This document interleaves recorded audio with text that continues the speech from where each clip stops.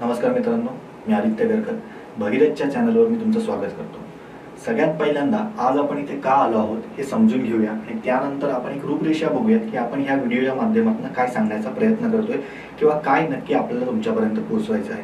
तर सगळ्यात पहिली गोष्ट म्हणजे आपल्याकडे आयोगाने नोटिफिकेशन जाहीर केलेलं आहे की 8 ऑक्टोबरला आपली गट ब ची संयुक्त पूर्व परीक्षा आहे, ज्याच्यामध्ये आपण बघतोय की एएसओ साठी नाही म्हटलं तरी 42 जागा आहेत, एसटीआय साठी नाही म्हटलं तरी 77 जागा आहेत, पीएसआय साठी 603 जागा आहेत आणि नवीन एक पद आपल्याकडे ऍड करण्यात आलेलं आहे त्या एक्झाम मध्ये। तर ते दुय्यम निबंधकाचं जे आपल्याला पद बघायला मिळतं त्याच्या 78 जागा आपल्याला बघायला मिळतात। मग ह्याची परीक्षा आपली 8 ऑक्टोबर 2022 ला होणार आहे। मग त्या परीक्षेच्या दृष्टीने काहीतरी बोलण्यासाठी इथे आलेलो आहोत आणि आपण एक नवीन प्रोजेक्ट एक काय करत आहोत की लॉन्च करत आहोत की ज्याच्या माध्यमातून त्या परीक्षेसाठी तुम्हाला सगळ्यांना खूप चांगला फायदा होईल। तर तो प्रोजेक्ट म्हणजे आपण युजुअली यामध्ये टेस्ट सिरीज बद्दल बोलणार आहोत। 8 ऑक्टोबरच्या संयुक्त गट ब पूर्व परीक्षेसाठी आपण टेस्ट सिरीज लॉन्च करत आहोत। पण जसं आपण अनेक ठिकाणी बघतो की टेस्ट सिरीज असते, टाइम टेबल असतं, परीक्षेला या, पेपर द्या आणि जा पुढे, पण असं न करता आपण एक नवीन पॅटर्न इथे सादर करत आहोत की ज्याच्या माध्यमातून युजुअली तुम्हाला या व्हिडिओमधून मी काही असे बारकावे सांगणार आहे, काही अशा ट्रिक्स सांगणार आहे, काही असे मेन घटक सांगणार आहेत की जे आपल्याला आयोग विचारते आणि ते ग्रुप बी च्या आपल्या त्या कंबाईन प्रिलिम्ससाठी सगळ्यात महत्त्वाचे आहे। मग त्या विषयासंदर्भात आपण ह्या पूर्ण व्हिडिओमध्ये बोलणार आहोत आणि जवळजवळ मी 6 ते 7 पॉइंट काढून आणलेले आहेत की तुम्ही काय करणं गरजेचं आहे किंवा उद्या उठून ह्या टेस्ट सिरीजच्या माध्यमातून तुम्हाला काय काय दिलं जाणार आहे, वैशिष्ट्य वगैरे सगळे आपण त्या आपल्या बॅनरवर सगळे ऑलरेडी मेन्शन केलेले आहेत, परंतु तुमच्याशी बोलून मला ते सांगावं असं वाटलं म्हणून आज आपण इकडे आलेलो आहोत।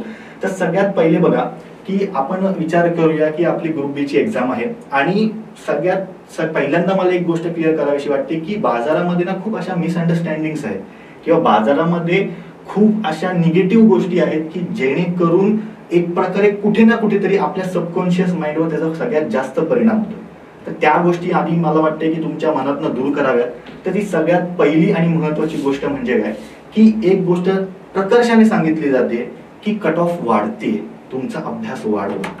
त्याच्यातली दुसरी गोष्ट बरोबर आहे, म्हणजे फक्त बरोबर आहे त्यातलं काय की तुमचा अभ्यास वाढवा। जो वाढवणं कंपल्सरी गरजेचं आहे, ते प्रत्येकाच्या आपल्या प्रगतीसाठी, पोस्ट मिळवण्यासाठी ती काळाची गरज आहे किंवा ती त्या परीक्षेची गरज आहे। पण जे कट ऑफ वाढते आहे, कट ऑफ वाढणार आहे, त्यामुळे जर ज्यांना कोणाला प्रेशर येत असेल तर त्यांच्यासाठी मला मित्रांनो एक गोष्ट सांगावीशी वाटते की एक आलेख येतो। आता मला कोणावरही टीका करायची नाही, मला फक्त तुमच्या मनातले ते डाऊट घालवायचे आहे। मला अनेकांनी फोन केले की सर हे असं होतंय, हे असंच होणार का, किंवा काही काहींना सवय असते कट ऑफ किती लागणार किंवा एक्सपेक्टेड कट ऑफ काय आहे, आणि बिचारी मुलं काय करतात मग की त्या नादामध्ये खूप जास्त अँझायटी घेतात। आणि एक लक्षात ठेवा, परीक्षेमध्ये जर अँझायटी आली तर आपला रिझल्ट निगेटिव्ह कडे जाण्याची शक्यता जास्त असते। मग त्या गोष्टीला टाळण्यासाठी हा तुमच्या मनातला डाऊट मी इथे काढायचा प्रयत्न करतोय। मी कुठेतरी रॅन्डम मेसेज बघितलेला की तो मेसेज असा होता की 2018 ला पीएसआय च्या एवढ्या जागा होत्या आणि त्याच समान म्हणजे अप्रॉक्सिमेटली सेम 2021 च्या सुद्धा एक्झामला जागा होत्या, पण तेव्हा कट ऑफ 44 लागली, मग आता 48.5 का लागली। म्हणजे एक्झॅक्टली अभ्यास वाढतोय किंवा खूप जणांनी सांगितलं की आतापर्यंतची इतिहासातली सगळ्यात मोठी पीएसआय ची कट ऑफ, आता पण एवढीच लागणार, तेवढीच लागणार, हे होणार, ते होणार। मित्रांनो, पहिली गोष्ट, कट ऑफ कोणीच प्रेडिक्ट करू शकत नाही, कोणीच प्रेडिक्ट करू शकत नाही। एक्झॅक्ट लागला एखाद्याचा तर बाबा ते त्याच्यासाठी चांगलं आहे, पण ऍटलिस्ट तुम्ही आणि मी हे करणं योग्य नाही। आपण एक विद्यार्थी आहोत, अभ्यास करायचा कट ऑफ आयोग सांगणारच आहे की त्याच्या नादात आपण आपला अँझायटी काय घ्यायची आणि त्याच्या नादात आपला परफॉर्मन्स का खराब करायचा। तर सगळ्यात पहिल्यांदा तुम्हाला त्या उदाहरणातलं मी सांगतो की त्यांनी सांगितलेलं होतं की सेम जागा आहेत 18 ला पण 20 ला, आणि आता कट ऑफ का वाढली। तर तुम्ही नीट ऍड बघितली ना मित्रांनो, तर त्यांनी ओपन जनरलच्या कट ऑफ बद्दल चर्चा केली। सगळ्यात पहिली गोष्ट ही मान्य आहे, हे बरोबर आहे, पण जर तुम्ही नीट बघाल तर 2018 च्या त्या पीएसआय च्या ऍड मध्ये साधारणतः 97 का 103 अशा काहीतरी पीएसआय ला जागा होत्या आणि आता पीएसआय ला 61 जागा होत्या, म्हणजे अप्रॉक्सिमेटली 35 ते 40 जागा कमी होत्या। मग 100% कट ऑफ वाढणार आहे ना, मग याच्यासाठी आपण प्रेशर का घ्यायचं। मग आता तुम्ही विचार करा, युजुअली आता आपण बघतोय 603 जागा आहेत आणि हार्डली 132 वगैरे जागा आपल्याला ओपनला बघायला मिळतात, ओपन जनरलला। मग कट ऑफ तेवढीच राहील का? कोणीच सांगू शकत नाही. म्हणजे सगळ्यात पहिल्यांदा कट ऑफ वाढेलच ही गोष्ट तुम्ही मनातनं काढून टाकायची. दुसरी महत्वाची गोष्ट म्हणजे काय की ही एक्झाम, ती एक्झाम आणि ती एक्झाम, म्हणजेच काय ग्रुप सी ची एक्झाम असेल, राज्यसेवा ग्रुप बी ची एक्झाम असेल, राज्यसेवा पूर्व परीक्षा असेल, या तीनही एक्झामला कम्पेअर करायचं नाही कट ऑफच्या मार्गाने. हा, तुम्ही टॉपिक बघून घेणं 200% गरजेचं आहे की बाबा ओके राज्यसेवेला या टॉपिकवर प्रश्न आलेला आहे, हा टॉपिक चर्चेचा आहे, तर इथे पण कदाचित त्याच्यावर प्रश्न येऊ शकतो. पण अगेन कम्पेअर करणं चुकीचं आहे इन रिस्पेक्ट ऑफ तुमची कट ऑफ. मग अशा वेळेस या गोष्टींना बाजूला ठेवायचं आणि गप गुमान आपला अभ्यास करायचा. आणि अभ्यास जर वाढतोय असं आपल्याला वाटतंय आणि जे खरं आहे, मी नाही म्हणत नाही, तर मग अशा वेळेस तुम्ही सुद्धा अभ्यास वाढायचा, कारण तुम्ही सुद्धा तेवढेच हकदार आहात त्या पोस्टसाठी. ठीक आहे, ही सगळ्यात पहिली गोष्ट मला तुमच्या मनातनं काढावीशी वाटली. आता किती मार्क इनफ असतात, तर सगळ्यात पहिल्यांदा एवढं लक्षात ठेवा, परीक्षा आहे 100 मार्कांची, आपल्याला मॅक्झिमम मार्क मिळवायचे. तुमच्या आमच्यासाठी मॅक्झिमम मार्क हे इनफ आहेत. काठावर का बसायचं? आपण बघतोय की काही प्रश्न कॅन्सल होतात, काही प्रश्न रद्द होतात. तरी आयोगाने खूप चांगली सुधारणा आणलेली आहे की बाबा आपल्याला काही XYZ फी भरावी लागणार आहे, 100 रुपये प्रति प्रश्न आणि 44 रुपये मग एक्स्ट्रा. मग तुम्ही 2 प्रश्न केले तर 200 रुपये प्लस 44, असं काहीतरी ते गणित आहे. मग उद्या उठून या सगळ्या गोष्टींना कन्सिडर करता आपण एक आपल्या सेफ स्कोर साठी काय केलं पाहिजे, ट्राय केलं पाहिजे. आणि सेफ स्कोर हा तेव्हाच येतो जेव्हा आपल्याला योग्य मार्गदर्शन असतं, त्या विषयाबद्दल आपल्याला योग्य घटक माहिती असतात, आपण त्या योग्य घटकांवर जोर देतो आणि टेक्निकली चांगलं परफॉर्म करतो परीक्षेला. मग या सगळ्या सायकलसाठी सगळ्यात महत्वाची गोष्ट काय, तर 2 गोष्टी. तुम्हाला योग्य घटक माहिती असणं गरजेचं आहे प्रत्येक विषयातले, प्लस तुम्ही एका चांगल्या टाइम मॅनेजमेंट मध्ये असलेल्या, योग्य डिस्कशन असलेल्या टेस्ट सिरीजचा भाग असणं गरजेचं आहे. बरोबर, टेस्ट सिरीजचा भाग मी असं का म्हणतो, कारण अनेक अशा गोष्टी असतात की ज्या आपल्या टेस्ट सिरीज मधनं आपल्याला कव्हर होतात. खूप जण आपल्याला बघायला असे मिळतात की रॅन्डम फक्त पेपर घेत आहेत, पेपर सोडवत आहेत. पण उद्या उठून मित्रांनो, आपली जी काही प्रश्न काढायची पद्धत आहे, ती प्रश्न काढायची पद्धत फक्त एका प्रश्नाबद्दल आपण चर्चा नाही करते की ज्याचं उत्तर कळलं की आपण पुढे गेलो. आपण त्या उरलेल्या 3 ऑप्शन बद्दल सुद्धा चर्चा करणार आहोत. म्हणजेच काय, आपण एका प्रश्नातनं जवळजवळ 3 ते 4 बीट कव्हर करण्याचा प्रयत्न करणार. तेवढी तुमचं काय आहे, एक प्रकारे नॉलेज वाढेल, तेवढी तुमची अकाउंटेबिलिटी वाढेल त्या विषयासंदर्भातली, त्या घटकासंदर्भातली, आणि मग नंतर आपण पुढे जाऊ. आणि युजली आपण त्या वैशिष्ट्यामध्ये सुद्धा लिहिलेलं आहे आपल्या त्या बॅनरवर की बाबा आपण तिथे एक गोष्ट महत्वाची मेन्शन केली, जसं मी मगाशी म्हणत होतो किती मार्क इनफ आहे. तर मी तुम्हाला सांगतोय किंवा मला असं वाटतं, असं आपण म्हणूया, आपण 55 पेक्षा जास्त गुणांची तयारी करूया. 55 पेक्षा जास्त गुणांची तयारी केल्यावर कुठेतरी 19-20 होऊन ऍटलीस्ट आपण 50 गुण तर मिळवू.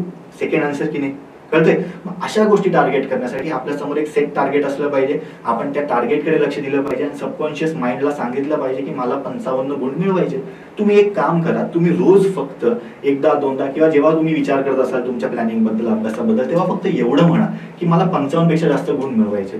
तुमचं सबकॉन्शियस माइंड तुम्हाला सांगत जाईल की आपल्याला 55 पेक्षा जास्त स्कोर करायचा आहे. त्या दृष्टीने तुम्ही तेवढा वेळ अभ्यास सुद्धा कराल किंवा जेवढाही वेळ अभ्यास करत असाल तेवढा वेळ तुम्ही एकदम प्रामाणिकपणे व्हॅल्युएबल क्वालिटी अभ्यास कराल. At the end of the day तुम्ही 7 वाजता लायब्ररी जातायत आणि 11 वाजता घरी येत आहेत, म्हणजे रूमवर येत आहेत, हे एवढं इनफ नसतं. तुम्ही 8 तास जरी अभ्यास केला आणि जो योग्य घटकांवर जोर देऊन अभ्यास केला तर तो तुमचा इनफ जाऊ शकतो.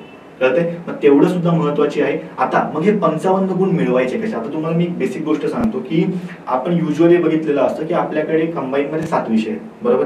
किंवा आपण जर कन्सिडर 7 विषय आपल्याला युजली प्रिलिम्सला येतात, बरोबर? कुठले कुठले आहेत बघा, इतिहास 15 गुण, भूगोल 15 गुण, सायन्स 15 गुण, इकॉनॉमी 15 गुण, करंट 15 गुण, मॅथ्स रिझनिंग 15 गुण आणि 10 गुण आपल्याला पॉलिटिक्स येतात. आता हे फिक्स आहे का? कोणीच सांगितलेलं नाहीये अजून. पण ऑलरेडी आपण जर बघतोय की कंबाईनच्या पेपरच्या ट्रेंडनुसार हे गेल्या 4 ते 5 प्रश्नपत्रिकांमध्ये आपल्याला बघायला मिळेल की पॉलिटीला 10 प्रश्न येतात आणि बाकीच्या सर्वांसाठी आपल्याला 15-15 प्रश्न येतात. मग आपल्याला काही गोष्टींची, काही घटकांची तयारी असणं गरजेचं आहे. म्हणजेच काय, एक वाक्य बघा नेहमी वापरलं जातं की भूगोलासारखा जो विषय आहे तो आपल्याला पास करत नाही पण ऍटलीस्ट फेल करत नाही. मग याचा अर्थ काय की एक गोष्ट समजून घ्यायची की भूगोलाबद्दल आपल्याला काय प्रश्न येतात, महाराष्ट्र रिलेटेड येतात आणि हार्डली 4 सप्टेंबरची जी 2020 ची राज्यसेवा ग्रुप बी जे 2021 ला झालेली होती त्याच्यामध्ये आपल्याला काही भारत रिलेटेड प्रश्न आलेले होते. म्हणजे भूगोलाला त्यांच्याकडे एक स्ट्रक्चरल फॉर्मॅट आहे, तेवढ्या स्ट्रक्चरमध्ये त्यांना प्रश्न मिळवायचे. त्यामुळे टेक्निकली माझ्या मते त्याचे असे घटक कमी आहेत की त्याच्यावर प्रश्न येऊ शकतात. हा, प्रश्न काठिण्य पातळी ते नक्कीच वाढतील जसं ते लोकसंख्ये बाबतीत वाढवत आहेत, पण उद्या उठून त्याच्यामध्ये आपल्याला जास्त स्कोर करणं गरजेचं आहे. बरोबर. किंवा उद्या उठून आपण बघतोय की करंट सारखा विषय, मी मागच्या 2 जे काही मुलांचे रिव्ह्यू ऐकले, जे काही ग्रुप बी झाली ग्रुप सी झाली, त्याच्यामध्ये मुलांचं असं खूप हे होतं की सर करंटमध्ये काही मला आलंच नाही, करंटचे मी प्रश्न ऐकलेलेच नव्हते, करंट मी कुठे वाचलेलंच नव्हतं, यांनी काय विचारलेलं आहे किंवा एवढं जुनं कोण करंट विचारतं का. मग ह्या चर्चेत पडण्यापेक्षा ते करंट नक्की कसं येतं याच्यावर जर आपण हात घातला तर आपल्याला त्या करंट मधले मार्क मिळते. मग अशा गोष्टी आपण करणार आहोत की ज्या गोष्टी आपल्याला इतरांसोबत कॉम्पिटिशन मध्ये ठेवतील, आणि अशा काही ट्रिक्स आहेत किंवा अशा काही घटक आहेत की ज्यांच्यावर आपण भर दिला पाहिजे, जी गोष्ट आपल्याला त्या जी काही आपली कॉम्पिटिशन आहे त्याच्यापेक्षा वर उचलून नेतील आणि आपण ती कट ऑफ जी काय लागेल एक्स्ट्रा ती सफिशियंटली आणि सेफली क्लिअर करू. मग याच्यासाठी माझ्याकडे एक मी जे काही मुलांना सांगतो त्यानुसार माझ्याकडे काही सूत्र आहे. त्या सूत्रानुसार, सूत्र म्हणजे एक स्ट्रक्चर आहे, त्या स्ट्रक्चरला जर आपण फॉलो केलं तर आपल्याला त्या गोष्टी बेटर समजू शकतात. त्या आपण डायरेक्ट बघून घेऊया की मला नक्की काय म्हणायचं आहे. बघा, आपण टार्गेट काय ठेवतोय त्या परीक्षेमध्ये 55 पेक्षा जास्त गुण आपल्याला मिळवायचे आहेत. मग उद्या उठून 55 पेक्षा जास्त गुण मिळवत असताना ते कसे मिळवायचे, काय मिळवायचे, कुठल्या घटकावर आपल्याला जोर देणं गरजेचं आहे, किंवा कुठला असा घटक आहे की जो आपल्याला ठीक आहे कितीही मेहनत केली तर तो मला नाही समजत, मग त्याला सबस्टिट्यूट काय किंवा त्याला सबस्टिट्यूट कसा. मग हे बघण्यासाठी आपण काही गोष्टींचा अभ्यास करणं गरजेचं आहे, किंवा हा जो काही अभ्यास आहे किंवा हा जो काही स्ट्रक्चरल फॉर्मॅट आहे ते गेल्या 3 ते 4 प्रश्नपत्रिका आपण जेव्हा बघतो ग्रुप बीच्या त्याच्या आधारे आपण बघतोय. बरोबर. मग तुम्हाला ते अनालिसिस कसं करायचं, परीक्षेला कसं सामोरं जायचं, आपल्या टेस्ट सिरीजला कसं सामोरं जायचं किंवा टेस्ट सिरीज मध्ये काय होणार आहे हे सुद्धा तुम्हाला सांगितलं जाईल. पण सगळ्यात पहिल्यांदा आपण ह्या 55 मार्कांचं टार्गेट बघू, जे आपल्याला युजली कट ऑफ पेक्षा जास्त सेफ आपल्याला रिलीज करतील मेन्ससाठी. मग हे बघत असताना मी एक सूत्र युजली मुलांना सांगत असतो की आपली तयारी 7 विषयांची 2-3-2 असली पाहिजे. 2-3 आणि 2. हे 2-3-2 म्हणजे काय आहे की तुम्हाला 2 विषय असे पाहिजे की ज्याच्यामध्ये तुम्ही डोळे झाकून जरी गेलात तर तुम्ही मिनिमम 11 किंवा 12 गुण मिळवाल. कसे, निगेटिव्ह जाऊन. 3 विषय तुमचे असे पाहिजेत की ज्याच्यामध्ये मी असं म्हणेन की सर्वसाधारणपणे तुम्हाला 9 ते 10 मार्क आले पाहिजेत निगेटिव्ह जाऊन. आणि 2 विषयामधला एक विषय आपला कठीण असतो आणि एक विषय आपण पॉलिटीचा ठेवतो, कारण त्याचे 10 गुण येतात. त्यामुळे त्याच्यामध्ये कितीही जोर आपण मारला तर मॅक्झिमम 10 पैकी 10 येते. पण आपलं टार्गेट 11 आणि 12चं आहे, म्हणून आपण त्या पॉलिटीला थोडं बाजूला ठेवलेलं आहे. पण युजली पॉलिटी हा सगळ्यात सोपा विषय आहे या सदरामध्ये आपण बघतोय तेव्हा. तर ह्या 2 विषयांमध्ये मी तुम्हाला सांगू इच्छितो की जे काही मार्केटमधले कॉम्पिटिशन आहे ती जे काही मी बघितलंय की जे काही गुण प्राप्त होतात त्याच्यामध्ये एक विषय असतो जिओग्राफी आणि दुसरा विषय आपल्याला बघायला मिळतो मॅथ्स रिझनिंग. आता तुम्हाला मी सांगतो एका गुणाचं महत्व काय, म्हणजे तुम्हाला त्यानंतर ही संकल्पना कळेल. समजा एखादा विद्यार्थी आहे अ नावाचा आणि एक विद्यार्थी आहे ब नावाचा, हे दोघंही एका रेषेवर आहेत एका परीक्षेला, दोघांनाही सध्या 0 गुण आहेत. आता आपण असं म्हणूया अ नावाच्या विद्यार्थ्याने एक प्रश्न सोडवला, तो त्याचा बरोबर आला, म्हणजे त्याला किती गुण मिळाले, +1 मिळाला. ब नावाच्या विद्यार्थ्याने सुद्धा तो प्रश्न सोडवला पण तो त्याचा चुकला, म्हणजे त्याचा हा 1 मार्क गेला. तो ऑलरेडी 1 मार्क मायनस मध्ये आहे आणि टेक्निकली कन्सिडर करत असताना 0.25 सुद्धा तो मायनस मध्ये जातो. म्हणजे बी नावाचा विद्यार्थी -1.25 आपल्याला 0 पासून मागे बघायला मिळतो. थोडक्यात जर ह्या दोघांचं जर कॅल्क्युलेशन आपण केलं तर हे 1.25 आणि हे 1 म्हणजे जवळजवळ ए नावाचा विद्यार्थी एका प्रश्नाने ब नावाच्या विद्यार्थ्यापेक्षा 2.25 गुणांनी पुढे आहे. थोडक्यात सांगायचं काय तर हे जे काही गुण असतात किंवा हे जे काही लॉजिक तुम्हाला माहिती असणं गरजेचं आहे, याचा फायदा तुम्हाला कुठे होतो, या सगळ्या तुमच्या अनालिसिस मध्ये होतो, या सगळ्या तुमच्या टार्गेट सेक्टर्स मध्ये होतो. आपण बघतोय जिओग्राफी सारख्या विषयामध्ये अनेक मुलं रॅन्डमली 11 किंवा 12 गुण 100% आणि हमखास घेतातच, आणि त्याच्यासाठी काही वेगळंही करायची गरज नाही. त्याच्यातले काही घटक कसे करायचे, कुठल्या विषयामधलं काय महत्वाचे घटक कुठले आहेत ते सुद्धा तुम्हाला सरतेशेवटी आपण या लेक्चरच्या माध्यमातून सांगणारच आहोत, किंवा टेस्ट सिरीजच्या माध्यमातून सुद्धा त्याच घटकांवर आपण म्हणजे त्या महत्वाच्या घटकांवर आपण वेगवेगळ्या भर देणार आहोत. पण सगळ्यात पहिल्यांदा ही संकल्पना समजून घ्या की मुलं नक्की मार्क कुठे मिळवत आहेत. कारण आपण काय करतो, आपल्याला जो विषय येत असतो ना तोच विषय करतो, किंवा काही काही तर असे असतात जो विषय आपल्या आधीच्या परीक्षेमध्ये आपल्याला गुण देत नाही त्याच विषयावर एवढा जोर देतो की आपण आपल्या हातचे विषय सुद्धा घालून बसतो. मग ह्या दोन्ही एक्स्ट्रीम कंडिशन मध्ये जाण्यापेक्षा आधी लॉजिक काय आहे ते समजून घेणं आपल्याला गरजेचं आहे, किंवा मार्केटमध्ये सध्याची सिच्युएशन काय आहे कॉम्पिटिशनच्या बाबतीमधली ती समजून घेणं गरजेचं आहे, आणि मग नंतर परीक्षेला तोंड देणं गरजेचं आहे. मग आपण इथे बघतोय जिओग्राफीमध्ये मी म्हणेन की तुम्हाला जिओग्राफी आणि मॅथ्स रिझनिंग हे विषय असे ठेवायचे की आपल्याला तिथे किमान 11 किंवा 12 गुण मिळालेच पाहिजेत. किमान 11+ असंच लिहितो मी, मॅक्सिमम टार्गेट ठेवायचे आपण, आणि मग आपल्याला युजली त्याच्यामध्ये सक्सेस मिळेल. किमान 11 पेक्षा जास्त गुण आपल्याला जिओग्राफी आणि मॅथ्स रिझनिंग मध्ये आपण बघतोय. आता बघा मॅथ्स रिझनिंग मध्ये पण मी तुम्हाला सांगतो अनेक असे विद्यार्थी असतात की त्यांचं बिचाऱ्यांचं मॅथ्स रिझनिंग नसतं चांगलं, तर तुम्हाला टेस्ट सिरीजच्या माध्यमातून मी काही टॉपिक सांगणार आहे. ते टॉपिक तुम्ही तेवढे जरी केले तरी तुम्ही हमखास 10 पेक्षा जास्त गुण मिळवाल. पण ते कधी, जेव्हा तुम्ही एक प्रकारे शेवटच्या किंवा सेकंड लास्ट पेपरमध्ये आपण असू तेव्हा, म्हणजे साधारणतः सप्टेंबर महिन्यात असू तेव्हा, तोपर्यंत तुम्ही मॅथ्स रिझनिंगच्या बाबतीमधनं तुमच्याच्याने जेवढं होतंय तेवढं सगळं करायचं. मग कुठले घटक करायचे हे तुम्हाला अनालिसिसच्या वेळेस मी सांगतो. फक्त सध्या एवढं लक्षात ठेवा, आपले 2 विषय म्हणजे जिओग्राफी आणि मॅथ्स रिझनिंग असे असले पाहिजेत की ज्याच्यामध्ये आपल्याला जास्त मार्क मिळतात. आणि हा, हे विषय म्हणजे काही स्टॅटिक नाही. तुम्ही फक्त हे जे काही सूत्र आहे आपलं 2-3-2 हे फक्त स्टॅटिक म्हणून कन्सिडर करा. कळतंय? तुम्ही हे याच्यामधले विषय बदलू शकता, पण ही तुम्हाला मी मार्केटमधली रियालिटी सांगतो, बरोबर. त्यानंतर आपण शेवटच्या 2 विषयांबद्दल चर्चा करू, मग मधल्या विषयांबद्दल चर्चा करू. हे जे 2 विषय आहेत ना, त्याच्यामध्ये एक विषय सहसा मुलांचा सायन्स असतो. कारण सायन्स मध्ये मी असं बघितलंय की मला काही रिव्ह्यू देतात त्यानुसार असं आहे की प्रत्येकाचं एक वाक्य असतं, सर त्यांनी ठरवलं ना सायन्स चुकवायचंय तर चुकवणारच आहे. म्हणजे काय, आपल्याला एक्झॅक्टली क्लिअर इन्फॉर्मेशन असते, प्लस थोडं कठीण जातं लक्षात ठेवायला. त्यामुळे सायन्सला आपण त्या सदरामध्ये टाकलेलं आहे. आणि पॉलिटी आपण या सदरामध्ये टाकतोय. पॉलिटी आपण का टाकतोय, तो विषय कठीण आहे म्हणून नाही, तर त्या विषयाचे आपल्याला 10 प्रश्न येतात म्हणून. म्हणजे ह्याच्यामध्ये आपण मॅक्झिमम ट्राय केला तर 10 पैकी 10 येतील, पण 8 तरी आपल्याला तिथे आले पाहिजे. म्हणजे हे 2 विषय आपल्याला 11 पेक्षा जास्त गुण देतील. हे 2 विषय नाही म्हटलं तरी आपल्याला 6 पेक्षा जास्त गुण देतील. कळतं? इथेच किती झाले बघा आपले, 11 आणि 11 22, 22 आणि 12 किती झाले 34. आता प्रश्न उरला आपल्या 21 म्हणजे 55 पर्यंत पोहोचण्यासाठी 21 गुणांचा. 3 विषय कुठले उरले आपले, एक उरला आपला हिस्ट्री, दुसरा उरला आपला करंट, तिसरा उरला आपला इकॉनॉमी. आता तुम्हाला मी एक सांगतो, हिस्ट्रीसाठी आता युजुअली मी बघितलेलं आहे की म्हणजे असे अनेक प्रश्न होते राज्यसेवा मुख्य परीक्षेला सुद्धा किंवा आपल्या कंबाईनच्या ग्रुप बी ला सुद्धा, की डायरेक्टली त्यांनी स्टेटमेंट जे उचललेले आहेत की ज्याच्या एका प्रश्नाबद्दल कंट्रोवर्सी सुद्धा होती, पण ठीक आहे आयोगाने ती कंट्रोवर्सी क्लिअर केलेली आहे, त्याच्याबद्दल जास्त बोलण्यात काही फायदा नाही, की त्यांनी YCMOU सूत्राकडे किंवा YCMOUच्या पुस्तकांकडे जास्तीत जास्त कल वाढवलेला आहे. मग तुम्हाला जर मी आज सांगितलं की तुम्ही YCMOUची एवढी 4 पुस्तकं वाचा, तर तुम्ही वाचणं शक्य आहे का आपल्याला? बरं, आपल्याला फक्त इतिहासच हा विषय आहे का? तुम्हाला मी सांगतो, जे काही बाजारात सांगितलं जाते YCMOUची टेक्निकली ती 6 पुस्तकं आणि 4 PDF आहेत. एका PDF मध्ये 3 पुस्तकं त्यांनी मर्ज केलेली आहेत, दुसऱ्या PDF 3 वेगवेगळे आहेत. मग ह्यांच्या PDF ची पानं जरी मोजली ना मित्रांनो, तरी ते 320 पानाचं एक पुस्तक होतं आणि बाकीचे 3 पुस्तके मिळून साधारणतः 80-90 करून अशी साधारणतः आपण असं म्हणूया की एक 200-250 पानं होतात. जर मी तुम्हाला आज सांगतोय की तुम्ही 500 पानं हिस्ट्रीचे वाचा, प्लस तुमची त्याची रिव्हिजन होणार आहे का? नाही. मग अशा वेळेस तुम्हाला टेस्ट सिरीज मदत करते की तुम्हाला प्रश्न विचारताना त्याचे अँगल डिस्कशन मधनं कव्हर केले जातील, त्याचे शब्द त्याच्यामधले घटक तुम्हाला डिस्कशन मध्ये कव्हर केले जातील की जे प्रश्न आपल्याला येऊ शकतात. म्हणजेच थोडक्यात सांगायचं काम काय, हिस्ट्री या सदराला आपण मध्ये टाकलेलं आहे. टेस्ट सिरीजच्या माध्यमातून आपण ओव्हरऑल सगळं कव्हर करणारच आहोत. प्लस इथे आपल्याला किमान 7 पेक्षा जास्त गुणांची अपेक्षा आहे.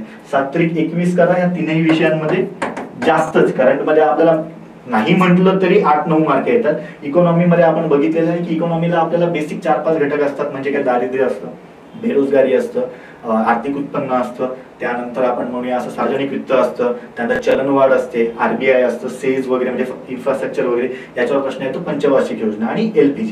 हे असे 6-7 घटक आहेत. तेवढे करायचे, योजना करायचा, झालं तुमचं इकॉनॉमिक. मी म्हणेन की तुम्हाला तिथे 12 पेक्षा जास्त मार्क मिळू शकतात. पण हे जर मी स्टेटमेंट डायरेक्टली तुम्हाला करतोय की तुम्ही एवढं करा, तर तुम्ही म्हणाल सर माझ्याकडे आत्तापासून म्हणजे जवळजवळ आपण असं म्हणूया की 2 म्हणजे 80-90 दिवस उरलेले आहेत. या 80-90 दिवसामध्ये मी एवढं सगळं कधी करू, मी रिव्हिजन कधी करू, मी टेस्ट पेपर कधी सोडू.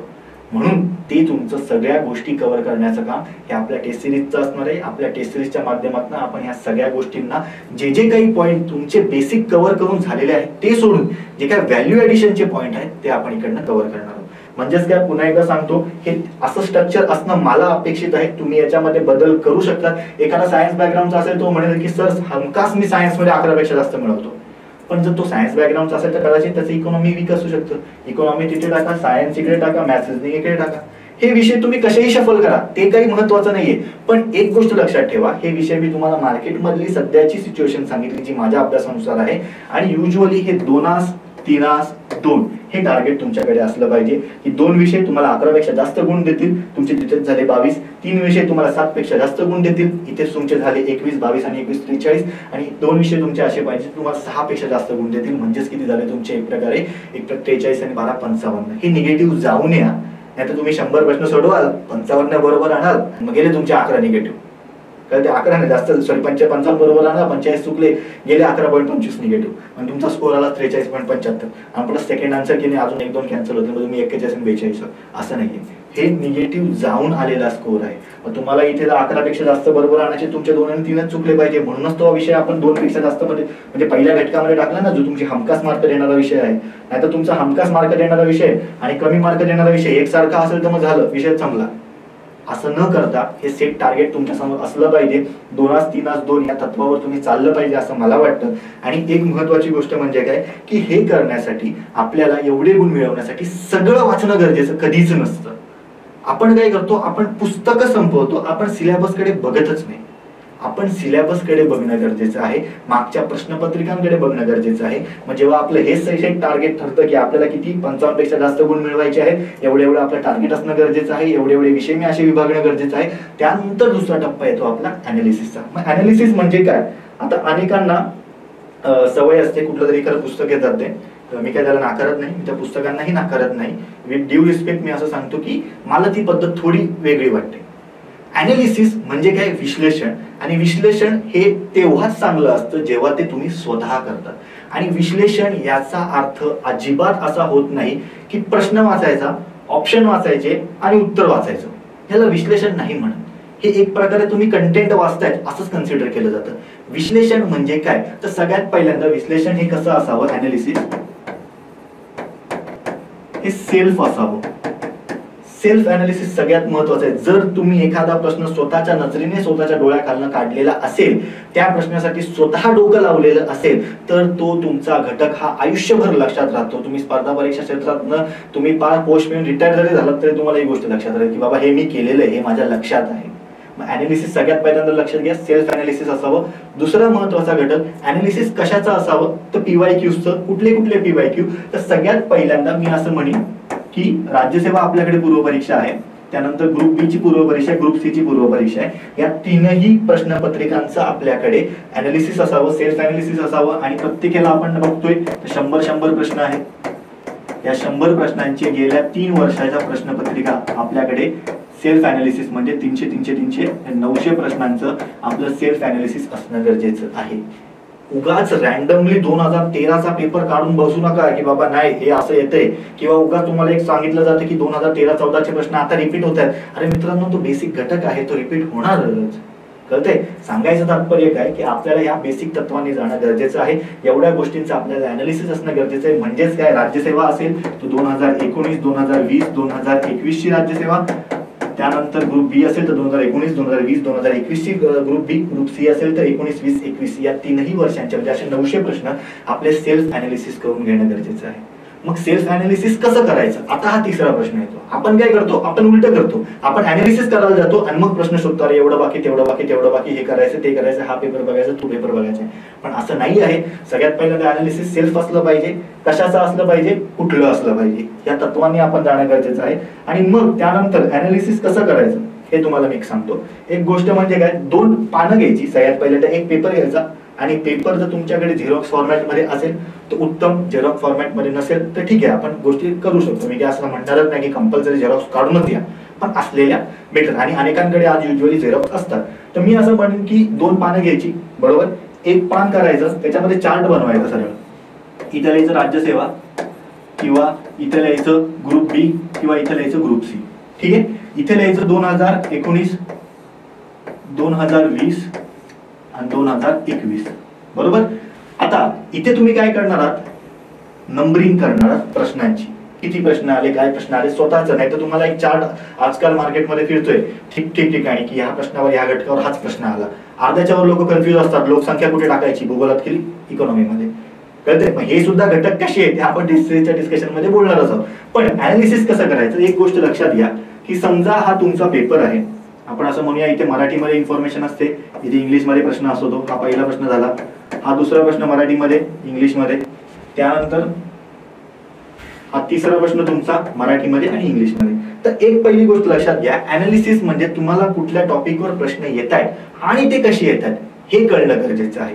तुम्ही तो टॉपिक तुमच्या बेसिक सोर्स मधनच वाचावा, त्याचं सोल्युशन तिकडे वाचणं म्हणजे अनालिसिस नाही. मी ऑलरेडी सांगितलेलं आहे. तर एक गोष्ट लक्षात घ्या, समजा तुम्हाला एक प्रश्न आला, आपण पॉलिटीचं उदाहरण घेऊया, की त्यांनी एक खूप सुंदर प्रश्न विचारलेला होता, मला तर खरंच आवडलेला होता, आणि त्याचं उत्तर म्हणजे तो काहीतरी सहसा असा प्रश्न होता, 96 नंबरचा प्रश्न आहे ए सेट मध्ये, 4 सप्टेंबर 2021च्या ग्रुप बी मध्ये.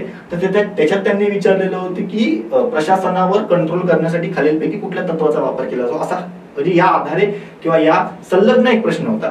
आणि त्याचं उत्तर होतं एक प्रकारे आपण कन्सिडर करायचं झालं तर रूल ऑफ लॉ. कळतंय? अनेकांनी त्याचं उत्तर मी असं म्हणेन की काय म्हणतो आपण त्याला, ज्युडिशियल रिव्ह्यू आहे असं सांगितलं. न्यायिक पुनर्विलोकन आहे वगैरे, प्रशासनिक कायदा नाही, न्यायिक पुनर्विलोकन. मग अनेकांना ते संकल्पनाच माहित नाहीये. म्हणजे एकदम सुंदर प्रश्न त्यांनी विचारलेला होता. मग असे प्रश्न आले किंवा अनालिसिस कसं करायचं, समजा हाच प्रश्न आहे तर तुम्ही इथे काय लिहिणं गरजेचं आहे माहिती का, बेसिक कन्सेप्ट.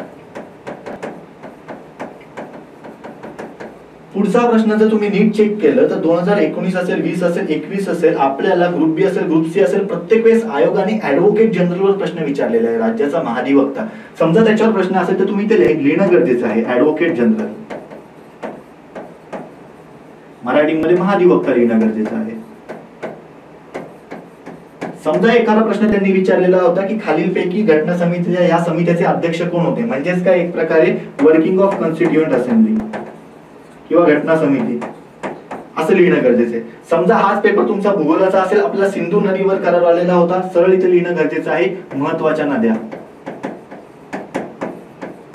समजा इतिहासावर त्यांनी आपल्याला प्रश्न विचारलेला होता की आपण असं म्हणूया की XYZ संस्थेची स्थापना कोणी केली, म्हणजेच काय महत्वाच्या संस्था. हे जेव्हा तुमचं असं सगळ्या विषयांचं तयार होईल, सायन्स मध्ये तुम्हाला अॅनिमल क्लासिफिकेशनवर प्रश्न आलेला आहे तर लिहायचं तिथे प्राणी वर्गीकरण.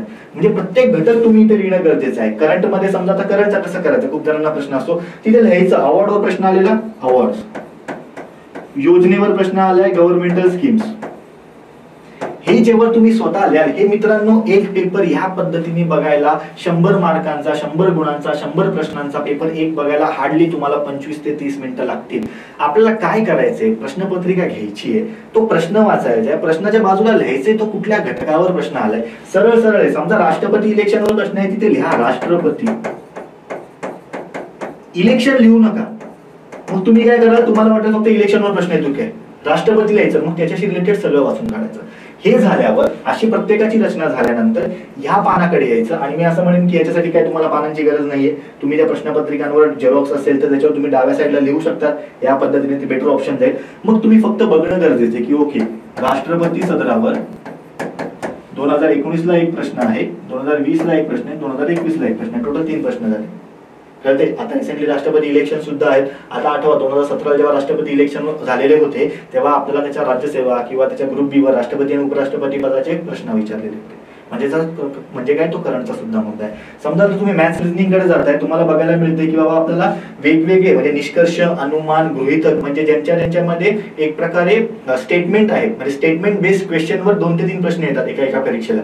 म्हणजे तुम्ही तिथे लिहिणं गरजेचं आहे स्टेटमेंट बेस्ड क्वेश्चन. 2019 ला 3 गणित, 2020 ला 2 गणित, 2021 ला 2 गणित समजा. कळतंय? किंवा तुम्हाला इथे काय आहे सिलोजिझम, तुम्ही तिथे लिहिणं गरजेचं आहे. सिलोजिझम वर 1 गणित, 1 गणित, 1 गणित. म्हणजेच काय थोडक्यात, आता ह्याचे पॅटर्न कसे पॅटर्नवर प्रश्न येतात किंवा तो वेगवेगळे पॅटर्न आपल्याला बघणं गरजेचं आहे का, किंवा रिसेंटली आपला जो आयोगाने प्रश्न विचारलेला होता, जो आता रद्द केला आयोगाने 2000 म्हणजे ग्रुप बी ला 26 फेब्रुवारीच्या, तो सिलोजिझमचा प्रश्न होता. पण अनेकांना कळालंच नाही तो सिलोजिझमचा प्रश्न आहे, त्याच्यामध्ये युजली नवीन प्रकार त्यांनी वापरलेला होता. मग अशा सगळ्या गोष्टी आपण त्या टेस्ट सिरीजच्या प्रश्नांमधून कव्हर करणार आहोत.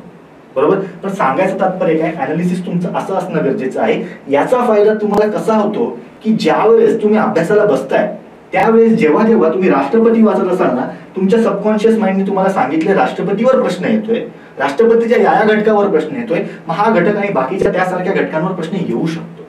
कळते? किंवा तुम्हाला एखादा मोठा विषय आहे त्यातले महत्वाचे घटक करणं गरजेचं. जसं आपण म्हटलं की समजा एखादा विषय तुमचा मगाशी 2 प्रकरणामध्ये 3 प्रकरणामधला आहे किंवा 2 घटकांमधला आहे. समजा सायन्स मधलाच आपण पकडूया की ज्याच्यामध्ये तुम्हाला सगळं सायन्स करणं कठीण जाते, पण तिथे तुम्हाला कळते की बायोलॉजीवर 6 प्रश्न आहेत, फिजिक्सवर 4 प्रश्न आहेत आणि 4 पैकी 1 गणित आहे, आणि केमिस्ट्रीवर पुन्हा एकदा 4 ते 5 प्रश्न आहे. मग उद्या उठून अशा परिस्थितीमध्ये तुम्ही बायोलॉजी सोडून चालणार नाही. मग अशा वेळेस त्या 6 प्रश्नांसाठी काय करा, बायोलॉजीच्या कुठल्या घटकावर प्रश्न आले तेवढेच जरी घटक केले तरी तुम्हाला हार्डली 6 पैकी 4 प्रश्न ते येतील. म्हणजे जिथे तुम्ही तो विषय सोडून देणार होता, जिथे तुम्ही तुक्के मारून येणार होता, जिथे तुम्ही त्या विषयाला कठीण समजत होता, त्यातील आपण फक्त क्रक्स घटक काढले, तेवढ्या घटकांवर फोकस केला आणि तेवढे घटक करून आपण परीक्षेला गेलो. परीक्षेमध्ये त्या सर्व घटकांवर नाही, पण त्यातल्या अर्ध्या घटकांवरचा प्रश्न येऊ शकतो, आपले मार्क वाढतात.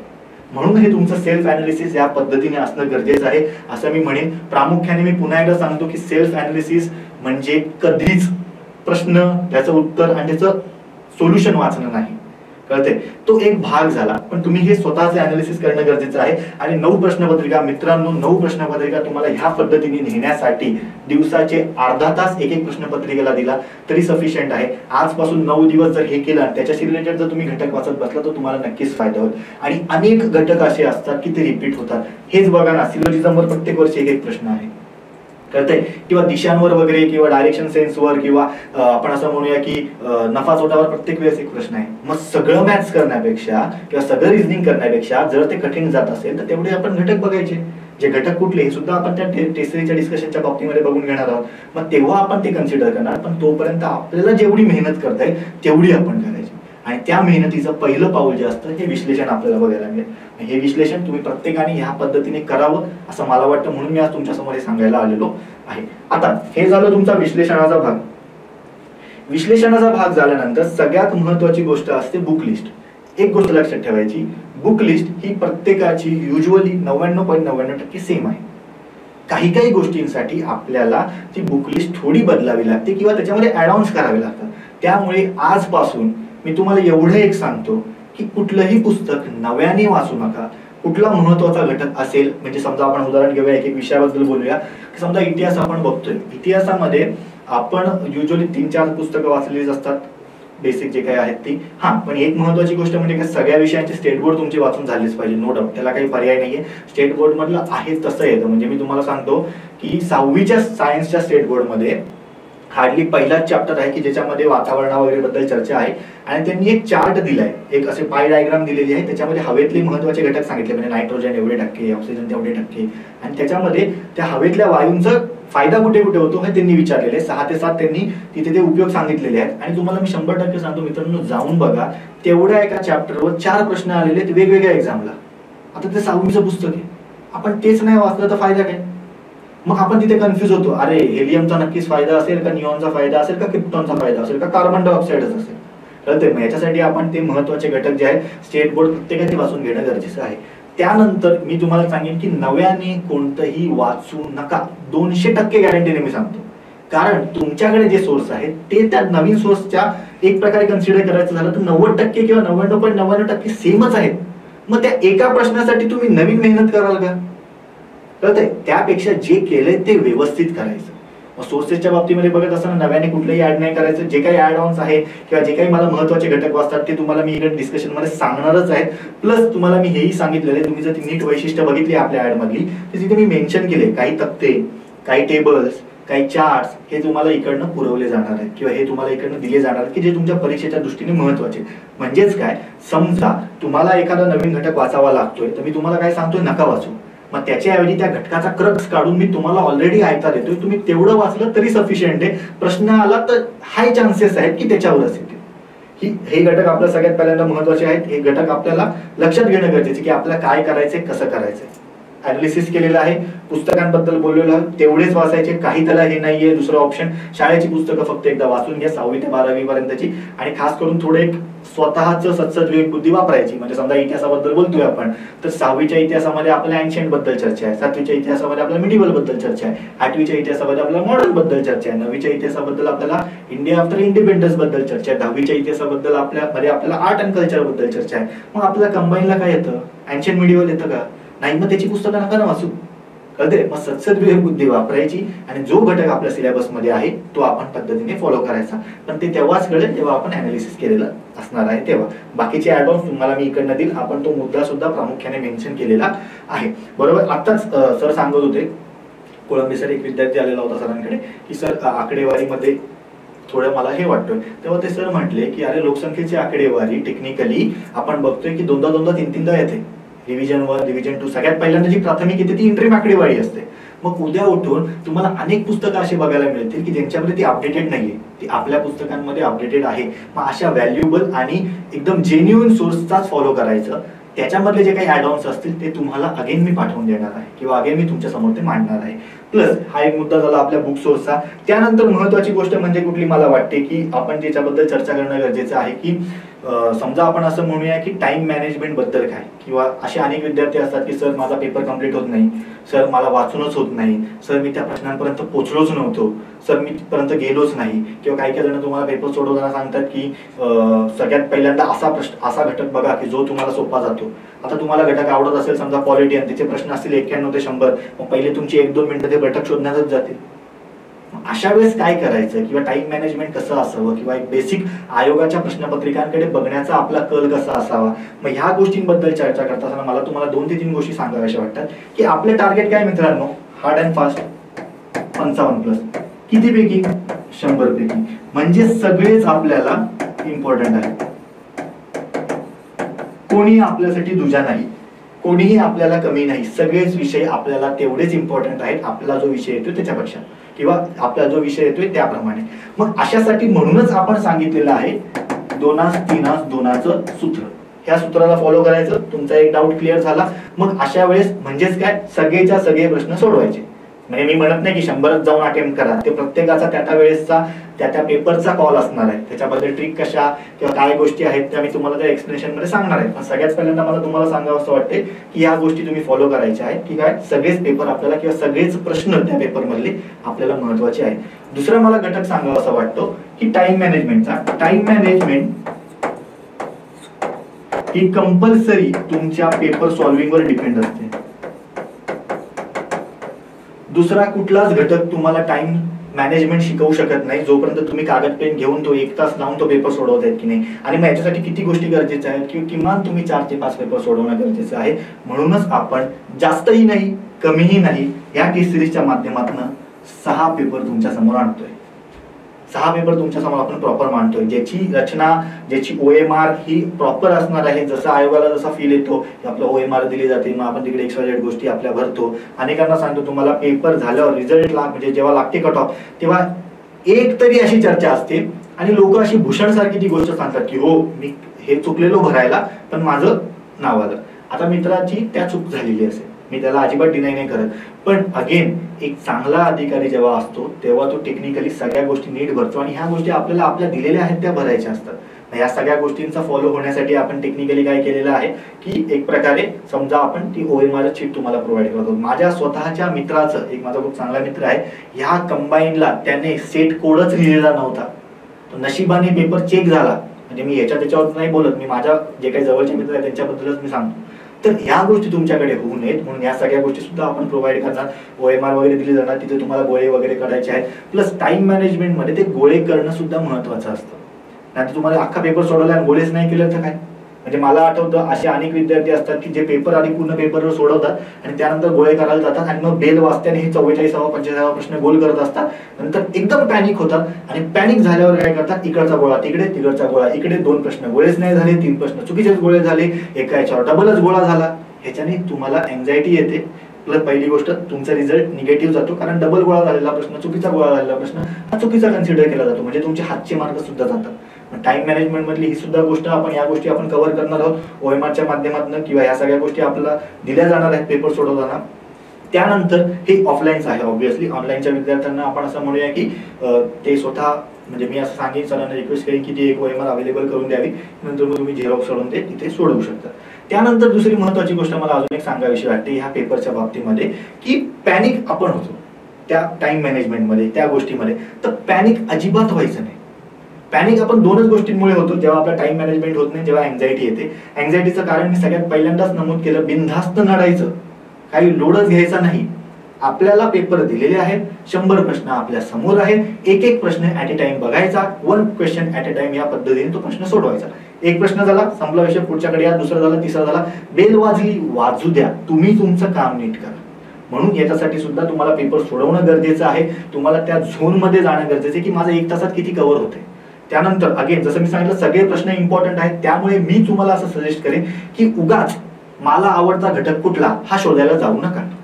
पहिला प्रश्न काढायचा, काय तुम्हाला ज्याचं नाव वाटतं त्याचं नाव घ्यायचं, चालू आपला पहिला प्रश्न, इतिहासाला इतिहास, भूगोलाला भूगोल, पॉलिटी आला पॉलिटी. तुमची तयारी आहे ना, आपण या घटकांमधून करून घेतोय ना. तुम्हाला प्लस मी टेस्ट सिरीजच्या माध्यमातून वेगवेगळ्या विषयांचे वेगवेगळे घटक सुद्धा सांगणार आहेत की बाबा ह्या घटकांवर फोकस करा, त्या घटकांवर फोकस करा. ऑलरेडी तुम्ही अनालिसिस केलेला असणार आहे, ज्याचा फायदा तुम्हाला नक्कीच होणार आहे. मग अशा गोष्टी आपल्याकडे आहेत तर घाबरायचं कशाला? कशाला? आपला आत्मविश्वास वाढवण्यासाठी आपण पेपरवर डिपेंड राहायचं. आपला आत्मविश्वास आपण स्वतःहूनच वाढवूया ना. पेपर कसाही येऊ द्या, आपल्याला तो चांगलाच जाणार आहे. आणि पेपर सुरू होत असताना किंवा पेपर तुमच्या हातात आल्यावर बघा आपलं हार्टबीट वाढतात, तेव्हा एक गोष्ट स्वतःला सांगायची, मी पास होणार आहे, मला पेपर चांगला जाणार आहे, मी प्रोसेस खूप चांगली केलेली आहे, मला माझ्या प्रोसेसवर, माझ्या मेहनतीवर मला विश्वास आहे, मी प्रामाणिकपणे मेहनत केलेली आहे, मी पोस्ट डिझर्व करतो. आणि मग पेपरला हात लावा, तुम्हाला अँझायटी येणार नाही. आणि अँझायटी आली तर एक वाक्य म्हणा, काय नाही, काय मरत नाही मी काय झालं तरी. आणि इथपर्यंत जायचीच गरज नाही, आपल्याला पेपर तो चांगला जाणार आहे जर आपण या पद्धतीनं फॉलो केलं तर. आपण म्हणूनच 6 पेपर ठेवलेले आहेत, ते प्रॉपर एका गॅपने ठेवलेले आहेत. पहिला पेपर आपण कन्सिडर करतोय आपला 6 ऑगस्टला आहे, दुसरा पेपर आपला 13 ऑगस्टला आहे, मग राज्यसेवा आहे 21 ऑगस्टला, म्हणून आपण तो एक आठवडा गॅप दिलेला आहे. तिसरा पेपर आपला टेक्निकली 27 ऑगस्टला आहे, चौथा पेपर आपला 3 सप्टेंबरला आहे, पाचवा पेपर 10 सप्टेंबरला आहे, सहावा पेपर आपला 17 सप्टेंबरला आहे. मग 17 सप्टेंबर पासून मी असं म्हणेन की आपण बघूया इथे पहिला 6 ऑगस्ट, त्यानंतर दुसरा काय 13 ऑगस्ट, तिसरा काय तर 27 ऑगस्ट, चौथा काय तर आहे आपला कन्सिडर करत असताना 3 सप्टेंबर, पाचवा काय आहे आपला 10 सप्टेंबर आणि सहावा काय आपला 17 सप्टेंबर. हा आपला इथे पेपर आहे. मग हे कन्सिडर करत असताना 17 पासून आपला जो डी डे आहे 8 ऑक्टोबर पर्यंत काय, या तारखेपर्यंत आपण या पूर्ण सायकल मध्ये जेवढा डेटा कव्हर केलेला आहे, ज्या ज्या गोष्टींबद्दल आपण चर्चा केलेली आहे, ज्या ज्या प्रोसेस बद्दल आपण चर्चा केलेली आहे, जे जे प्रश्न आपण विचारलेले आहेत त्या प्रश्नांना फॉलो करायचं आणि तुम्ही आहे त्या प्लॅन नुसार तिथे काय करायचं तुमचं फॉलो करायचं. म्हणून आपण 17 सप्टेंबर नंतर जवळजवळ हे 17 आणि सप्टेंबरचे समजा 30 म्हणजे हे 13 आणि हे 7 20 दिवस तुम्हाला दिलेले आहेत. त्या 20 दिवसांमध्ये तुम्ही स्वतःचे अनालिसिस करून पुन्हा एकदा काय चुकलेलं आहे, काय आपलं राहिलेलं आहे त्याच्यामध्ये व्हॅल्यू एडिशन करू शकता. या पद्धतीने आपलं टेक्निकली टाइम टेबल असणार आहे. या गोष्टी आपण इथे सध्या फॉलो करणार आहोत. या गोष्टी आपल्याला माहिती असते, ते बेसिक गरजेचं आहे. म्हणूनच मी सुरुवातीला इथे तुमच्या समोर आलेलो आहोत. म्हणजे जवळजवळ नाही म्हटलं तरी आजपासून 1 महिना आहे साधारणतः आपली टेस्ट सिरीज सुरू व्हायला. परंतु उद्या उठून त्या टेस्ट सिरीजला कसं बघायचं, त्या टेस्ट सिरीज साठी कशी तयारी करायची, या सत्राशी आपण बोलूया, जो सगळ्यात महत्वाचा सदर मला वाटतो या आपल्या व्हिडिओ मधला. तर बघा, टेक्निकली आपण बघतो की आपल्याकडे युजली 7 सब्जेक्ट आहेत. प्रत्येक सब्जेक्टला तुम्ही 2-3-2 मध्ये विभागणी करा आणि त्या सदराचे पहिले विश्लेषण केल्यानंतर घटक बघा. म्हणजेच काय, जेव्हा आपण इतिहासाबद्दल बोलतो तेव्हा आपल्याला युजली टेक्निकली 8वीचं 10वीचं 11वीचं जुनं हिस्ट्रीचं पुस्तक, नवीन तर एन्शियंट मिडिवलचं आहे, आणि 10वीचं 11वीचं जुनं जे पुस्तक आहे ते एन्शियंट मिडिवल. पण जुनं जे पुस्तक होतं तर महाराष्ट्र हिस्ट्री होतं, त्याच्यामधला घटक वाचून घेणं गरजेचं आहे. त्यानंतर कुठलंही तुम्ही रेफरन्स बुक वाचा जे तुम्ही वाचत आलेला आहात आणि त्याच्यामध्ये व्हॅल्यू एडिशन काय करायच्या त्या मी प्रश्नांमधनं कव्हर करणार. भूगोलाच्या बाबतीत बोलायचं झालं तर युजली आपल्याला महाराष्ट्राचा भूगोल हा सदर फार महत्वाचा आहे. युजली ह्याच्यावरच प्रश्न येतो. पण तरीही मी म्हणेन की एकदा फिजिकल जॉग्राफी थोडीशी बघून घ्या भारताची सुद्धा. उद्या उठून एखादा छोटा नागपूर पठारावर प्रश्न येईल आणि आपल्याला कळणारच नाही नक्की काय आहे. कळतंय? हा भूगोलाचा सदर झाला, त्याच्यामध्ये सुद्धा अनेक छोटे छोटे मोठे मोठे पॉईंट आहेत. म्हणजे आता आपण बघूया की 6वी 7वी 8वी 9वी 10वी भूगोलाचं पुस्तक आपल्याला वाचणं कंपल्सरी गरजेचं आहे. मग त्याच्यावर तर मॅक्झिमम आपल्याला फिजिकल जॉग्राफी सांगितलेली आहे. आयोग त्याच्यावरही प्रश्न विचारू शकतं. मग ते करायचं, महाराष्ट्राचा भूगोल करायचा, लोकसंख्या करायचा, आकडेवारी कशी लक्षात ठेवायची हे मी तुम्हाला सांगतो. कारण आता आपण बघितलेलं आहे, आपल्याला सवय काय असते लोकसंख्येमध्ये पहिले 3 शेवटचे 3 महाराष्ट्राचा क्रमांक कुठला. आयोग काय करते, मधले 4-5 देते लावा क्रमांक. कळते? किंवा आपल्याला महाराष्ट्राच्या बाबतीमध्ये सुद्धा पहिले जिल्हे शेवटचे जिल्हे माहिती असतं. आयोगाने नवीन पॅटर्न काढलेला आहे, काय खालीलपैकी कुठल्या जिल्ह्याची लोकसंख्या सर्वाधिक आहे. आता 3 एप्रिलच्या पेपरमध्ये आलेलं होतं. मग आपण कन्फ्युज असतो, जळगाव की औरंगाबाद. मग या अशा गोष्टींना कसं फेस करायचं हे सुद्धा आपण त्या अनालिसिस मधनं सांगणार आहोत, डिस्कशन मधनं सांगणार आहोत. पॉलिटीचा पेपर, पॉलिटीच्या पेपरमध्ये मी सांगतो मित्रांनो 10 पैकी 10 गुण मिळू शकतात, ऍटलीस्ट 8 तर मिळतील. पण मग त्याच्यासाठी आपल्याला त्या गोष्टी करणं गरजेचं आहे. आपल्याला आपण युजली काय करतो, नुसतं तेच फंडामेंटल राईट वाचायचं, फंडामेंटल ड्युटीज वाचायचं, तेच बेसिक कोर पॉलिटी वाचायचं, राष्ट्रपती वाचायचं. आपण पंचायत राज वाचतो. आपण जर नीट बघितलं तर 2019चा पेपर घ्या, 2020चा पेपर घ्या, 2021चा पेपर घ्या, आपल्याला पंचायत राज या सदरावर, केंद्र राज्य संबंध या सदरावर 3 ते 4 प्रश्न असतात. अनेकांना मागची कंबाईन होईपर्यंत कुंची आयोग आहे हे सुद्धा माहित नव्हतं. तसंच अनेकांना ही कंबाईन होईपर्यंत सरकारी आयोगाने नक्की काय म्हटलेलं आहे हेच माहित नव्हतं, कारण आपल्याला फक्त एवढं अपेक्षित असतं किंवा आपण एवढी एक गोष्ट काय म्हणतो तेव्हा संभाव्य करून चालतो की बाबा नाही काय प्रश्न येईल केंद्र राज्य संबंधावर खालीलपैकी कुठली समिती होती, जर त्याचं वर्ष जरी विचारलं तरी आपल्याला आठवत नाही, कारण आपण एवढंच पाठ करतो सरकारी आयोग. कळते? मग या सदरांवर तुम्ही लक्ष देणं गरजेचं आहे. तर पंचायत राज सुद्धा एकदा वाचून घ्या. तुम्ही वाचून झाल्यानंतर पंचायत राजचा एक प्रॉपर चार्ट आहे आपल्याकडे, तो तुम्हाला मी देणार आहे. याच्यामध्ये 2 ते 3 पानांमध्ये युजली सगळं तुमचं पंचायत राज कव्हर होणार आहे. म्हणजे हे सदर तुम्ही करणं गरजेचं आहे. किती वेळ नुसतं तेच करायचं, त्याच्यापेक्षा व्हॅल्यू ऍडिशन करा, तुमचा रिझल्ट 100% येईल. तुम्ही पॉलिटीमध्ये 3-4 गुण मिळवत असाल, 5 गुण मिळवत असाल तर 100% 7-8 गुणांपर्यंत जा. तुम्ही संकल्पना समजून घेणं गरजेचं आहे. नक्कीच रूल ऑफ लॉ काय आहे, ऍडमिनिस्ट्रेटिव्ह लॉ काय आहे, नॅचरल जस्टिस काय आहे. अगदी 1 ते 2 वाक्यांमध्ये जरी तुम्हाला संकल्पना माहित असेल तरी तुम्ही एखादा प्रश्न आला तर तो सोडवू शकतात, आणि तो प्रश्न आलेला आहे. बरं, ग्रुप बी लाच आलेला आहे. अनेकांचा क्लेम असतो की राज्यसेवेचा प्रश्न आहे. असं काहीच नाहीये मित्रांनो. असा कुठलाच प्रश्न नाही जो राज्यसेवेचा आहे, कुठलं कंबाईनचा आहे, ग्रुप बीचा किंवा ग्रुप सीचा आहे. सगळे प्रश्न हे त्याच घटकावर आहेत आणि प्रत्येक प्रश्न हा तेवढाच इम्पॉर्टंट आहे. बरोबर? त्यामुळे हे सदर तुम्ही करणं गरजेचं आहे. बेसिक पॉलिटी तुम्ही ज्या पुस्तकातनं करताय 100% करा. अगेन तुम्हाला सांगायचं, व्हॅल्यू एडिशन ज्या काही आहेत त्या तुम्हाला इकडनं सांगितल्या जातील, किंवा काही चार्ट आहेत ते तुमच्या समोर आणून दिले जातील, किंवा काही ट्रिक्स आहेत त्या ट्रिक्स मधनं तुम्हाला त्या गोष्टी लक्षात ठेवल्या म्हणजे लक्षात ठेवून दिल्या जातील. त्यानंतर आपण कुठला विषय बघतो टेक्निकली करंटचा. आता करंट बद्दल मी तुम्हाला सांगतो. करंट म्हणजे आता एकदम जिव्हाळ्याचा विषय आहे माझ्या.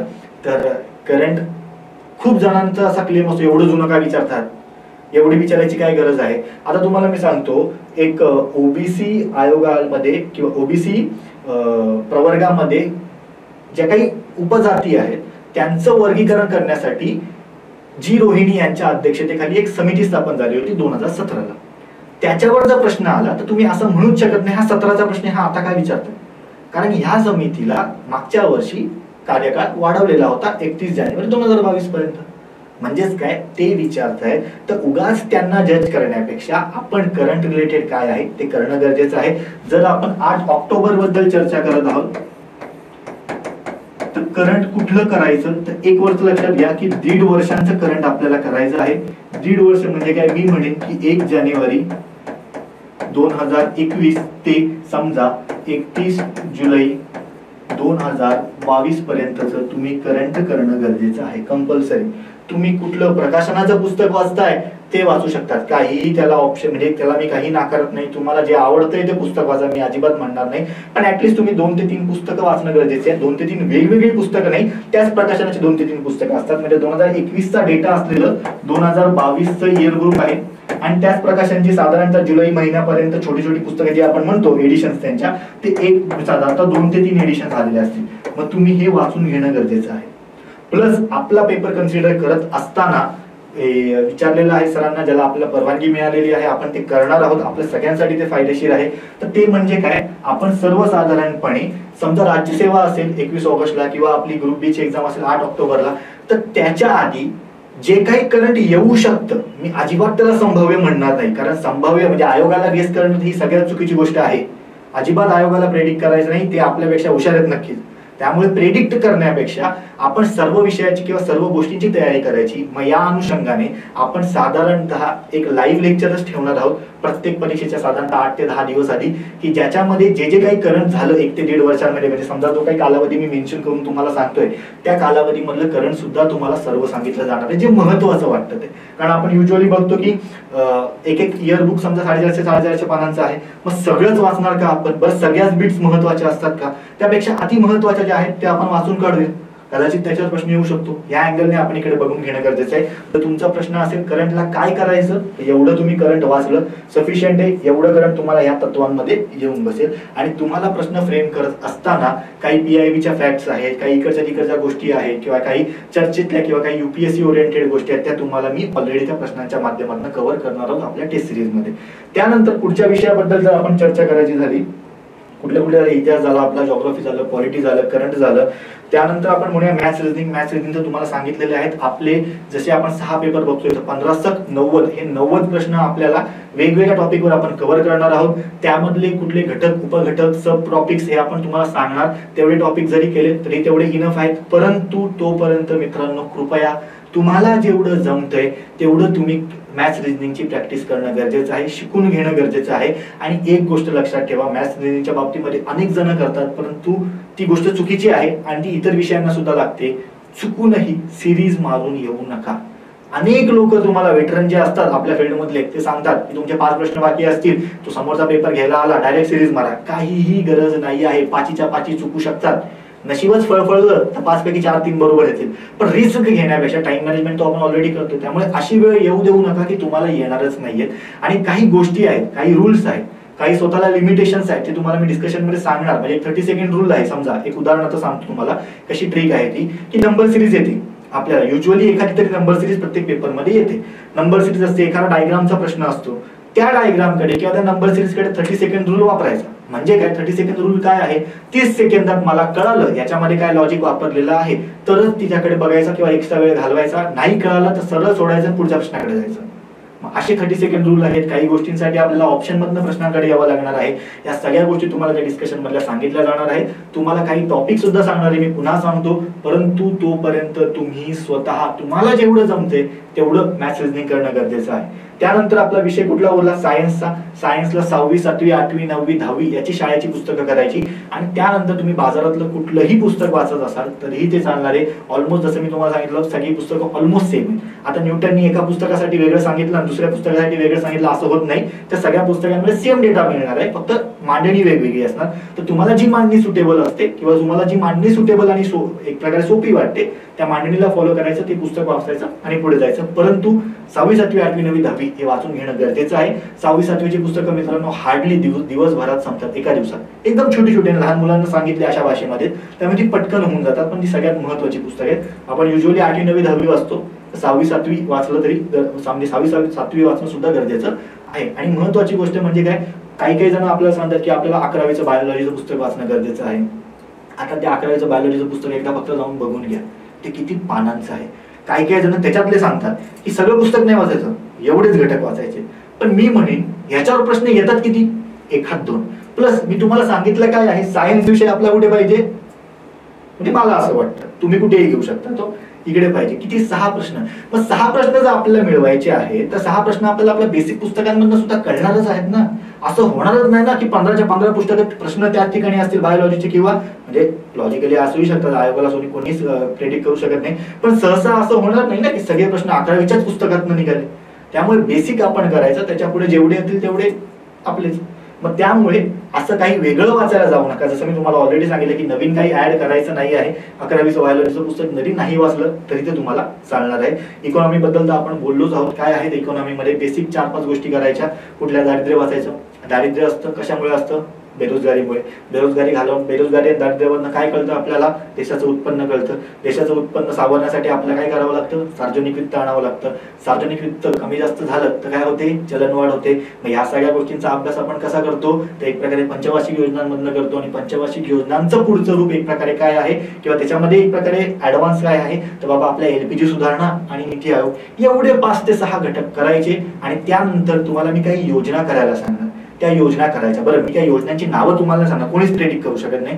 परंतु त्या योजना कशा ओळखायच्या, याच्यावर प्रश्न येऊ शकतो, त्याच्यावर प्रश्न येऊ शकतो, त्याच्यावर प्रश्न येऊ शकतो, ती तुम्हाला गोष्ट मी त्या डिस्कशन मधनं सांगणार आहोत. आणि या पद्धतीने आपण सर्व विषयांना बघायचं आहे. या पद्धतीने आपण सर्व विषयांकडे जायचं आहे. आणि आपण जे टार्गेट ठेवलेलं होतं आपलं 55 मार्कांचं, हे आपण तिथे अचीव्ह करायचंय. 55 पेक्षा जास्तच म्हणा, मी म्हणेन मॅक्झिमम टार्गेट ठेवा. कोणाला हे 55 60 वाटत असेल तर ठेवा, पण कुठेतरी कागद पेन लिहून काढा. आणि सगळ्यात महत्वाची गोष्ट म्हणजे काय, आज तुम्ही जेव्हा कधी व्हिडिओ बघाल तेव्हा एक गोष्ट करायची मित्रांनो, व्हिडिओ ऐकून घेतल्यानंतर आज जे आपण बघतोय त्याच्यामध्ये कागद पेन घ्यायचा, सरळ इथे विश्लेषण झाल्यानंतरच विश्लेषण झाल्यावर या गोष्टी करायच्या. किती तुम्ही वाचलेलं आहे हे लिहून काढायचं. इतिहासाचं काय वाचलं, भूगोलाचं काय वाचलं, ह्याचं काय वाचलं, त्याचं काय वाचलं, हे 7 विषयांचं तुम्ही लिहून काढा. आणि त्यानंतर विश्लेषणाच्या आधारे तुम्हाला काय काय ऍडव्हान्स कराव्याशा वाटतात त्या तुम्ही इथे लिहून काढा. आणि मग फक्त ह्या गोष्टीला लक्ष द्या किंवा ह्या गोष्टीला वाचा. रिव्हिजन करत असताना याला 60% वेटेज द्यायचं, याला 40% वेटेज द्यायचं. म्हणजेच काय, तुम्हाला या 60% मधनं टेक्निकली सगळा डेटा कव्हर होतोय जे तुम्ही ऑलरेडी वाचलेला आहे. ऍडव्हान्स कडे आपण लक्ष दिलं तरी ते सफिशियंटली आपल्याला फायदेशीर असतं. परंतु कुठल्याही एका विषयाकडे जाऊ नका आजपासून जरी तुम्ही तुमची व्यवस्थित प्लॅनिंग केली तरीही तुम्ही युजली त्या परीक्षेला जास्तीत जास्त पॉझिटिव्ह एनर्जीने जाऊ शकतात. पॉझिटिव्ह एनर्जीने तो पेपर तुम्ही सोडवू शकता आणि अल्टिमेटली आपलं जे काही 55+ टार्गेट आहे ते तुम्ही अचीव्ह करू शकता. बरोबर, एवढं मला तुम्हाला सांगावं असं वाटतंय. अनेक अजून काही गोष्टी असतील त्या तुम्हाला टेक्निकली आपण असं म्हणूया की डिस्कशनच्या माध्यमातून क्लिअर होणार आहेत. अगेन जे काही ऑनलाईन विद्यार्थी आहेत की त्यांना कधी कधी असं असतं की सर आमच्यासाठी वेगळं डिस्कशन असेल का, तर असं नाहीये मित्रांनो. तुम्हाला तेच डिस्कशन मिळेल जे ऑफलाईनच्या विद्यार्थ्यांना असणार आहेत. अनेक आपले मित्र जे आहेत ते आज पुण्यापासून बाहेर आहेत, ऑनलाईन पद्धतीने ते आपल्याकडे जॉईन होत आहेत. मग अशा वेळेस आपण त्यांना काय करणार आहोत, जे लाईव्ह डिस्कशन ऑफलाईन मुलांना घेतलं जाईल तेच त्याच वेळेस त्यांना ऑनलाईनच्या माध्यमातून सुद्धा दिलं जाणार आहे. त्याची प्रोसेस काय आहे, त्याची काय रचना कशी असेल, त्याची फी काय असणार आहे, या सगळ्या गोष्टी तुम्हाला तिकडनं आपल्या मॅनेजमेंटच्या टीमकडून तुम्हाला सांगितले जातील. प्लस आपल्या वैशिष्ट्यांचं जे काही एक प्रकारे बॅनर आपण तयार केला, ऍड म्हणूया आपण त्याला, त्याच्यामध्ये काही गोष्टी क्लिअर केलेल्याच आहेत. तरीही तुम्हाला काही डाऊट असेल तर तुम्ही कॉल करून मेसेज करून विचारू शकता. एवढं बोलून मी थांबतो. अगेन तुम्हाला मी सांगतो की आपल्याला जर पास व्हायचं आहे तर 3 गोष्टी लक्षात ठेवायच्या. पॉझिटिव्ह ॲटिट्यूड की मी पास होणार आहे. बरं, मीच पास होणार आहे हे चुकीचं आहे आणि मी पास होणार आहे हे स्वतःचा सेल्फ म्हणजे आपण म्हणतो कॉन्फिडन्स आहे. बरोबर, आणि मी काही केलं तरी डोळे झाकून पास होईल हा ओव्हर कॉन्फिडन्स आहे. तो ओव्हर कॉन्फिडन्स मध्ये जाऊ नका, आपण कॉन्फिडन्सवर राहू. दुसरी गोष्ट म्हणजे काय, टाइम मॅनेजमेंट. कारण त्या पेपरचा तो 1 तास आयुष्यातला सगळ्यात महत्वाचा 1 तास आहे. बरोबर, मी म्हणत प्रेशर अजिबात देत नाही या वाक्याने, पण तुम्हाला सांगतो की तुमच्या आयुष्यात त्याच्यासाठी तुम्ही मेहनत घेता त्याचा एक उत्तर देणारा किंवा त्याची परीक्षा बघणारा तो परीक्षेचा 1 तासाचा कालावधी जो आपल्याला महत्वाचा आहे त्याचा आपल्याला व्यवस्थित मॅनेजमेंट करायचंय. अँझायटी आणि पॅनिक न येऊ देता याच्यासाठी सुद्धा काही 2 ते 3 गोष्टी आहेत. आपण बघतो आपल्याकडे ओंकार सुद्धा घेतला जातो. का घेतला जातो ह्याचं सुद्धा एक प्रकरण स्वतः तुम्ही सर्च करा, ओंकार का केला जातो. पीस ऑफ माइंड असतं, कॉन्सन्ट्रेशन असतं. ह्या सगळ्या गोष्टी कशा करायच्या, काय करायचं, त्या गोष्टीला कसं फेस करायचं, या सगळ्या गोष्टी सांगितल्या जाणार आहेत तुम्हाला. ही दुसरी महत्वाची गोष्ट. आणि तिसरी महत्वाची गोष्ट म्हणजे काय, व्हॅल्यू ऍडिशन. बरोबर, व्हॅल्यू ऍडिशन आणि टाइम मॅनेजमेंट तुमच्या टेस्ट सिरीज मधून कव्हर करणार आहोत. या सगळ्या गोष्टी आपण इकडनं बघणार आहोत आणि तुम्हाला शेवटच्या पेपरच्या दिवशी त्या वैशिष्ट्यामध्ये सुद्धा मी एक शब्द वापरलेला आहे, अंतिम मोर्चे बांधणी. फायनल स्ट्रॅटेजीचं मराठी स्वरूप आहे अंतिम मोर्चे बांधणी. काही गोष्टी तुम्हाला मी अशा सांगणार आहे की ज्याच्यात तुम्हाला कदाचित फायदा होऊ शकतो. बरं, असं अजिबात काही वेगळं नाही की जे तुम्ही कधीच ऐकलं नव्हतं, परंतु तुम्हाला मला जे त्यातल्या म्हणजे तुम्ही असं खूप आपण सगळं ऐकलेलं असतं बाजारामध्ये किंवा पेठेमध्ये, तर अशा अनेक गोष्टी फिरत असतात पुण्यामध्ये. मग अशा गोष्टींचं एक फिल्टर करून काही चांगल्या गोष्टी आहेत त्या कशा तुमच्यापर्यंत पोहोचवायच्या किंवा त्या गोष्टींना तुम्ही कसं बघायचं एवढं मी तुम्हाला शेवटच्या आपल्या डिस्कशनच्या दिवशी सांगणार आहे. म्हणजे युजली 17 सप्टेंबरच्या पेपरला एवढं फक्त मी बोलतो. थांबूया इथे आपण. काही डाऊट असेल, मेसेज असेल, तुम्ही कॉल करून मेसेज करून विचारू शकता. धन्यवाद.